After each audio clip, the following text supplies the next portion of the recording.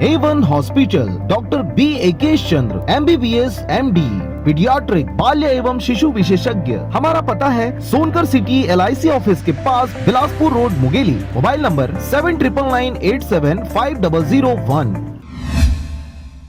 हाथरस में हुई घटना को लेकर मान्यवर साहब कांसीराम सेना द्वारा बिल्हान विभागीय अधिकारी को राष्ट्रपति के नाम ज्ञापन सुपुर्द किया गया है। खबर के अनुसार 14/9/2020 को ग्राम बुलगड़ी, थाना चंदपा, जिला हाथरस, उत्तर प्रदेश के अनुसूचित जाति अंतर्गत वाल्मीकि समाज की बेटी मनीषा वाल्मीकि के साथ गांव के ही सर्व जाति के संदीप ठाकुर, लवकुश ठाकुर, रवि ठाकुर और रामू ठाकुर के द्वारा मानवता को शर्मसार करते हुए निर्दयता पूर्वक मिलकर सामूहिक बलात्कार किया गया था और इसके साथ ही उस लड़की का जीभ भी काट दिया गया था और गर्दन की हड्डियां तोड़ते हुए पसलियां भी तोड़ दी गई थी। उक्त घटना से संपूर्ण भारतवर्ष खौफजदा है।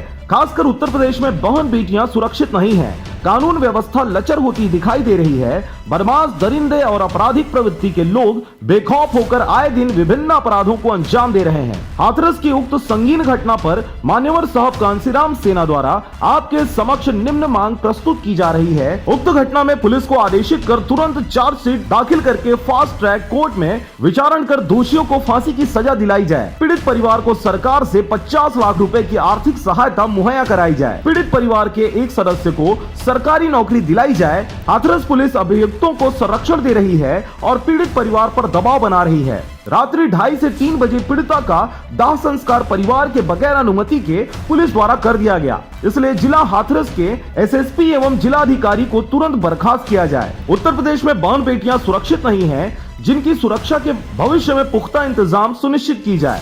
जी, यहाँ पर आज हम लोग श्रद्धांजलि स्वरूप कैंडल मार्च करने आए थे बाबा साहब भीमराव अंबेडकर जी की प्रतिमा के पास। मामला जो है उत्तर प्रदेश जिला हाथरस का है। कुछ दिनों पहले 14 तारीख में वहाँ एक दलित समाज की बेटी, हमारी बहन मनीषा वाल्मीकि जी का जो है 4 सवर्ण समाज के ठाकुर जाति के लोगों ने जो है निर्मम हत्या कर दी। उसके पहले उन्होंने जो है सामूहिक बलात्कार किया था और दिल को दहला देने वाली बात तो यह है कि बलात्कार करने के बाद उसकी जीभ को काट दिया गया। मनीषा वाल्मीकि जी जो बच्ची उत्तर प्रदेश से, जो आज उनको उनके प्रति घटना घटी हुई है, उससे कितनी तकलीफ हुई उस बच्ची को। आज वह चीख चीख कर अपने भाइयों से पुकार कर रही कि भैया मुझे इंसाफ मिलेगा कि नहीं मिलेगा। मैं यह चाहता हूँ पूरे छत्तीसगढ़ से, उत्तर प्रदेश, पूरे देश से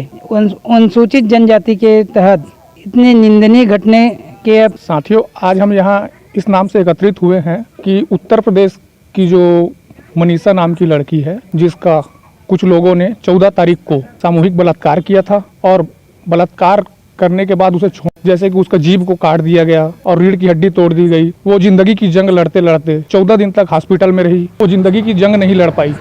अगर वो जीवित रहती तो अपने घर परिवार वालों के लिए पता नहीं क्या क्या करती। धारा को बढ़ाना चाहिए, सजा को और बढ़ाना चाहिए। अतः महामहिम राष्ट्रपति महोदय से विनम्र निवेदन की गई है कि उपरोक्त विषयों पर शीघ्र आदेश पारित करते केंद्र व राज्य सरकार के संबंधित विषयों को अमल कराने की कृपा करें।